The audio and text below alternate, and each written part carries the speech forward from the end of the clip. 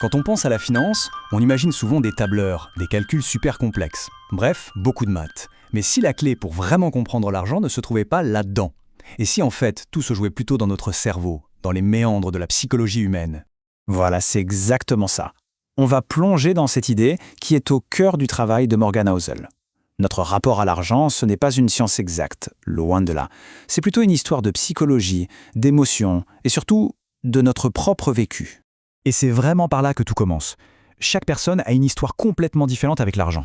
Avoir grandi dans l'abondance ou au contraire dans le manque, avoir connu une inflation folle ou une grande stabilité économique, toutes ces expériences, elles forgent une sorte de filtre, une lentille unique à travers laquelle on voit chaque décision financière. Ce qui nous amène à cette première grande idée. En fait, personne n'est vraiment fou.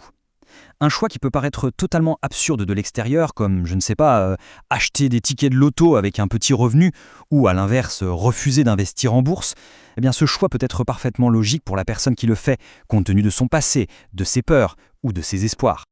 Ok, donc nos histoires personnelles nous rendent uniques, c'est un fait. Mais notre cerveau, lui, est équipé de certains, disons, réglages d'usine, qui sont communs à tout le monde. Ce sont les fameux biais cognitifs. Et ils nous influencent tous, peu importe d'où on vient. L'un des plus puissants en finance, c'est ce qu'on appelle le poids de la perte. Alors parlons-en de ce fameux biais, l'aversion à la perte. C'est une force psychologique vraiment puissante qui peut nous pousser à faire des choix financiers qui vont à l'encontre de toute logique. Et ça peut même faire très mal à notre portefeuille. Ce concept il a été mis en lumière par des économistes comme Daniel Kahneman. L'idée est simple, mais elle est fondamentale. Notre cerveau ne met pas sur un pied d'égalité les gains et les pertes. Non, il y a un déséquilibre émotionnel total. Pour que ce soit bien clair, imaginez un instant. Gagner 100 €, c'est super, ça fait plaisir. Mais en perdre 100, la douleur, elle, est ressentie comme 2 fois plus forte. C'est énorme. Et c'est justement ce déséquilibre qui explique pourquoi on a tendance à paniquer face aux pertes et parfois à prendre de très mauvaises décisions juste pour essayer d'éviter cette sensation désagréable. Attention, c'est hyper important de ne pas tout mélanger. Il ne faut pas confondre ce bien avec l'aversion au risque. Avoir une aversion au risque, ça peut être une stratégie tout à fait rationnelle, réfléchie. L'aversion à la perte, par contre, c'est purement émotionnel. C'est ce réflexe qui pousse à ne pas vendre une action qui chute, non pas par stratégie, mais juste parce que l'idée de concrétiser la perte est insupportable. Mais alors, comment est-ce que ça se traduit dans la vie de tous les jours, ce concept un peu abstrait? Pour les investisseurs, par exemple, c'est un piège dans lequel il est très facile de tomber. C'est le scénario classique. Un investissement tourne mal, sa valeur baisse, et là, au lieu de couper ses pertes et de passer à autre chose, l'investisseur s'accroche. Il se raconte une histoire, il se dit que c'est juste une mauvaise passe, que ça va remonter. Il rationalise en espérant un rebond qui, bien souvent, ne vient jamais. Et c'est une tendance qui coûte vraiment cher.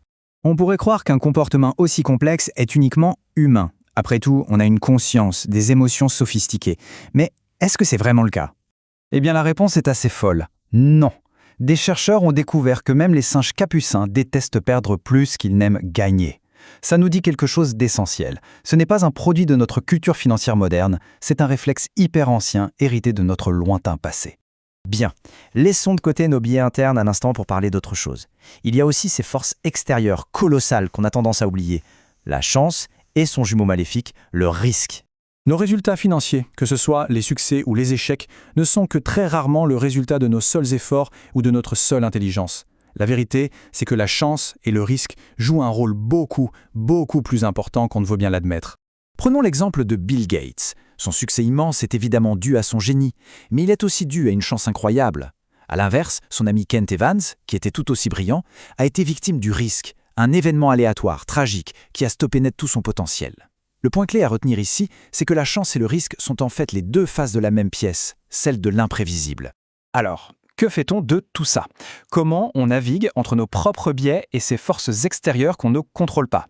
Eh bien, la solution, ce n'est peut-être pas d'essayer de devenir plus rationnel.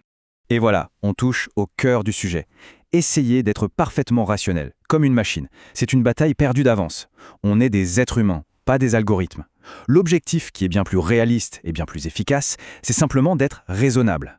Pour prendre des décisions plus sages, il s'agit donc de rassembler toutes les pièces du puzzle. D'abord, accepter que notre vision de l'argent est subjective.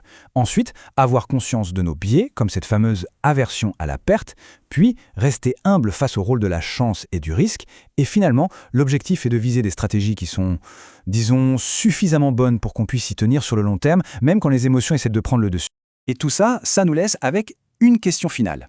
Maintenant qu'on sait à quel point nos décisions sont influencées par notre passé et par des réflexes psychologiques, y a-t-il une certitude financière, une seule, qu'on pourrait peut-être regarder aujourd'hui avec un œil un peu différent ?